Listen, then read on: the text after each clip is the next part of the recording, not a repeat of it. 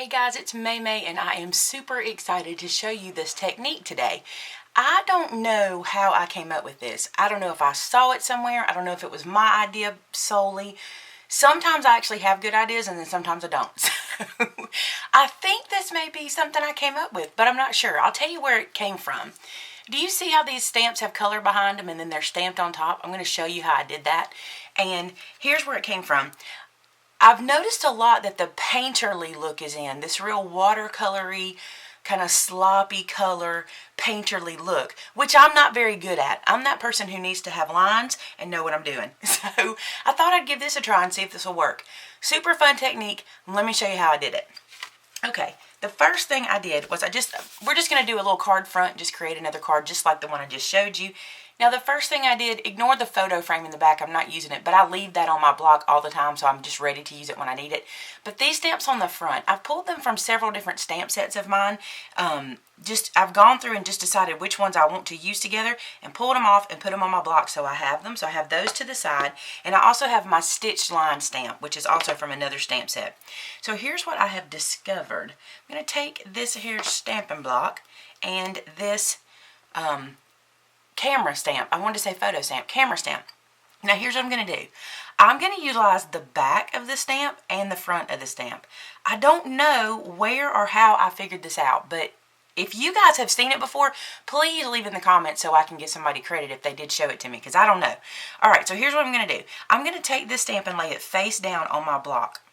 Now when you do this and you try to stick this down, it's not going to work. It's stickier on the back than the front. So when you try to stick it down, it's not going to work. Just sit it on your block just like this. And I'll show you how we're going to make it stick.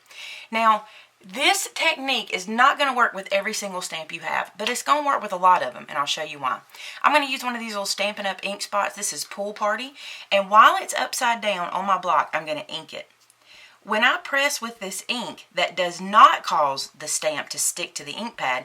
It causes it to stick to the block when I do that. Isn't that cool? Alright, so now what I want to do is take my card base and I'm going to stamp the back side. And y'all, I'm doing this from a bad angle.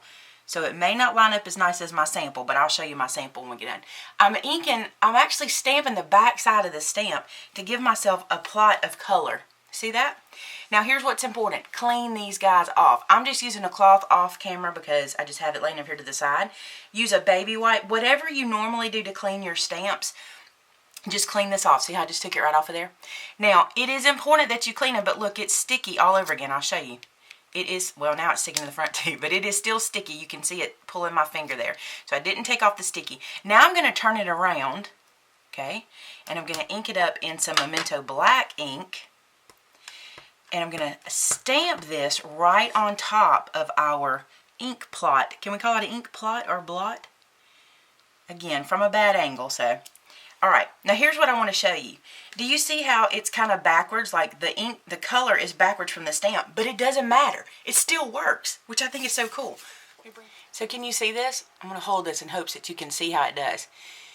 I know that it's not a perfect match because remember, we're flipping the shape over and then stamping on top of it again, but it still works. And I'm going to show you in some samples I did how it works.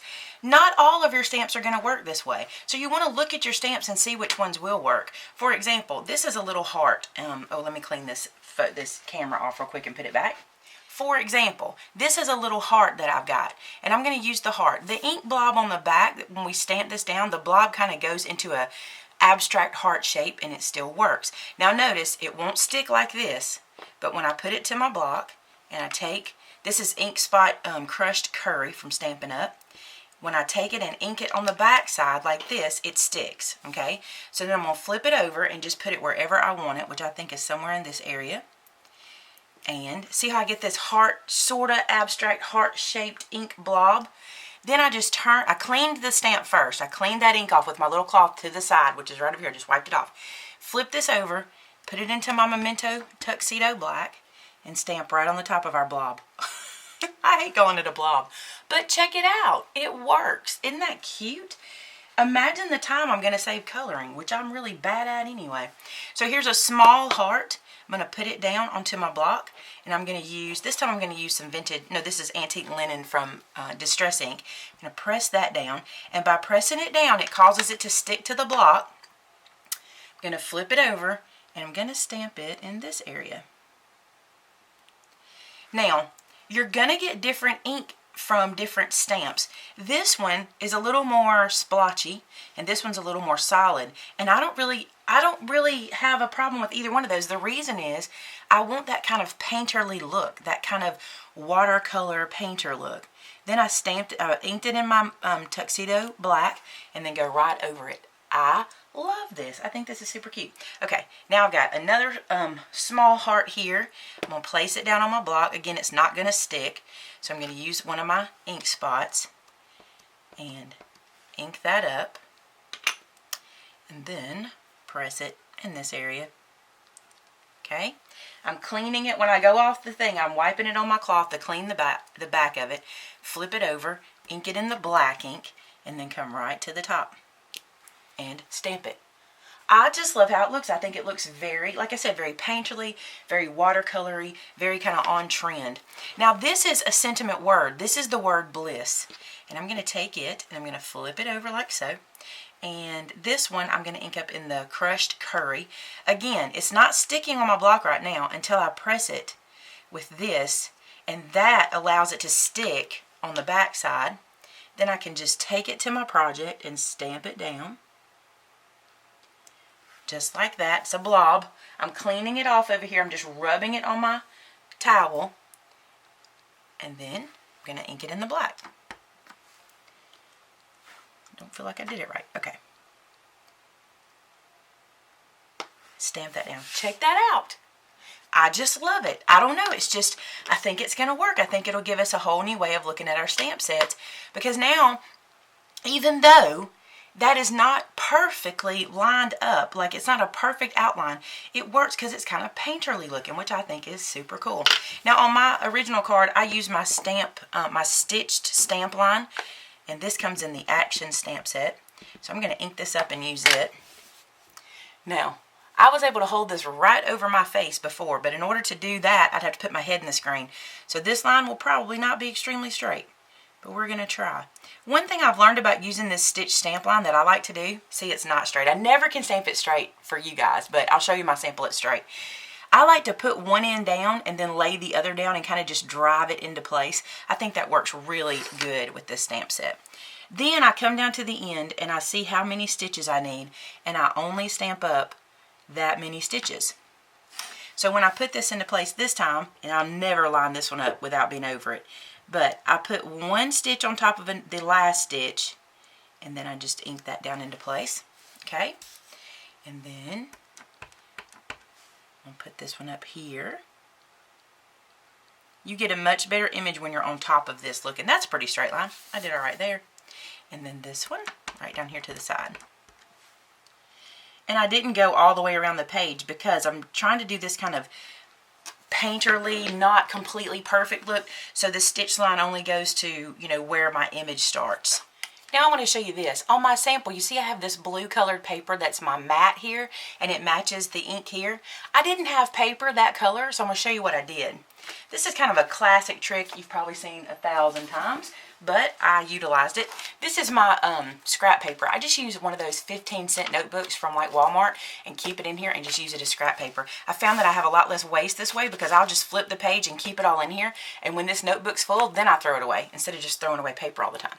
Okay, so this is a this is crushed curry. It's a Stampin' Up! Little stamping spot, and I'm going to run this down the edge of the page just like that, and I'm not trying to make it a solid perfect color either because I want that painterly look again to kind of go with my project. And this is going to be just enough. I cut this little sheet here 1/8 of an inch bigger than my card front, so I'll have just a little bit of that peeking out the edge, so I don't need that guy anymore. And I'm going to bring my card front back over. And I'm doing this one different because I wanted it to have a little different color than the original one I did, just to give them a little variation. And then see how the yellow will now stick out? But I didn't even have the perfect color paper. I love that trick. That's not mine. Learned that from, I actually learned that from Gina Kay at Stamp TV. I think she does a great job with that kind of stuff. And so that's where I saw that trick. And then I'm going to put this guy on top here, where he goes, so that some of that crushed curry color sticks out. all the way around. And that is ready for its card base.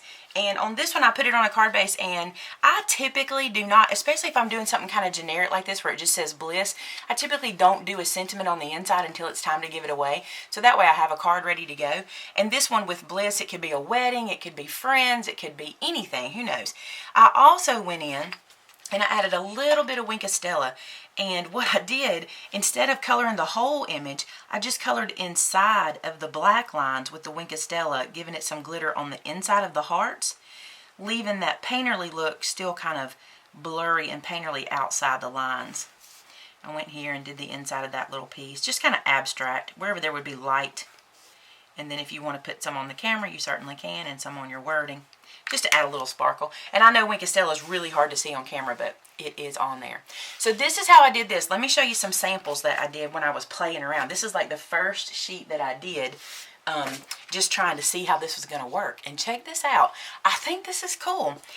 This is from the Chin Up stamp set. This is Times Are Tough, You Are Tougher. And here's what's cool about it. This image, when you flip it over and stamp the backside, it does not line up perfectly, but it still has that cool painterly effect to it.